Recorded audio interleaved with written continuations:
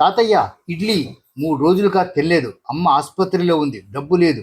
వృద్ధుడు ఒక ఆకు మీద 4 ఇడ్లీలు పెట్టి చట్నీ వేశాడు. నెమ్మదిగా తినుబాబు. ఆ బాలుడు తింటూ ఏడ్చాడు. రేపు డబ్బు ఇస్తాను. అవసరం లేదు. నువ్వు పెద్దవాడవైన తర్వాత ఇంకొకరి ఆకలితో ఉన్న వారికి భోజనం పెట్టు. అదే చెల్లింపు.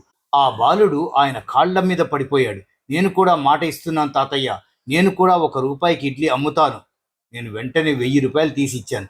తాతయ్య, దయచేసి ఈ ఇడ్లీలన్నీ నాకు ఇవ్వండి. తాతయ్య నవ్వి అన్నాడు, ఇవి ఒకరికే అమ్మడానికి కాదు బాబు, ఆకలితో ఉన్న వారి కోసం. నీకు ఆకలైతే 1 ఇడ్లీ తీసుకో. 1 రూపాయి వెయ్యి చాలు.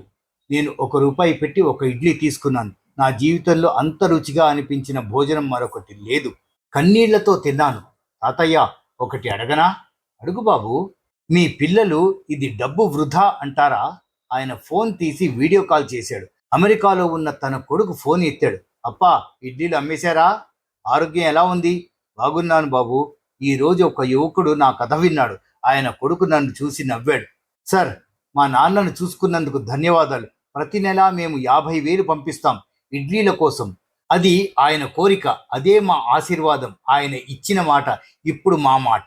వృద్ధుడు కాలు ముగించి అన్నాడు, చూసావా బాబు, నా పిల్లలు కూడా ఈ వ్రతాన్ని కొనసాగిస్తున్నారు. నేను చనిపోయినా ఈ బుట్ట ఆగదు. 1 రూపాయి ఇడ్లీ ఆగదు. ఈరోజు 2026. ఆ వృద్ధుడు ఇక లేరు. గత సంవత్సరం 79 ఏళ్ల వయసులో చనిపోయారు. చనిపోయే ముందు నా చెయ్యి పట్టుకొని చెప్పారు, బాబు, ఈ బుట్టను చూసుకో, మాట నిలబెట్టు. ఇప్పుడు ప్రతి ఉదయం 3 గంటలకు అదే సెంట్రల్ స్టేషన్లో అదే బెంచ్ దగ్గర నేను ఉంటాను. బుట్ట నిండా ఇడ్లీలు, 1 రూపాయి. నేను నా ఐటీ ఉద్యోగం వదల్లేదు, కానీ ప్రతి ఉదయం 2 గంటలు ఇడ్లీల కోసం కేటాయిస్తున్నాను. మా కంపెనీలో 200 మంది ఉద్యోగులు ఉన్నారు. ప్రతి ఒక్కరూ నెలకు 100 రూపాయలు ఇస్తున్నారు.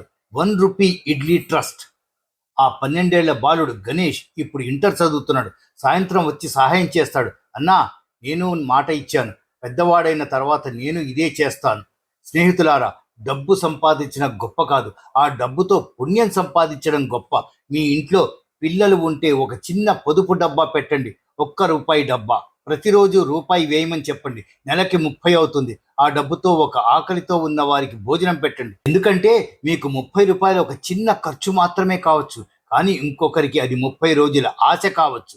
ఒక మాట ఇచ్చుకుందాం, కనీసం ఒక ఆకలితో ఉన్న వారికి భోజనం పెట్టాలి. డబ్బు పోతుంది, పుణ్యం మిగులుతుంది, బుట్ట ఖాళీ అవుతుంది, కానీ మనసు మాత్రం నిండిపోతుంది.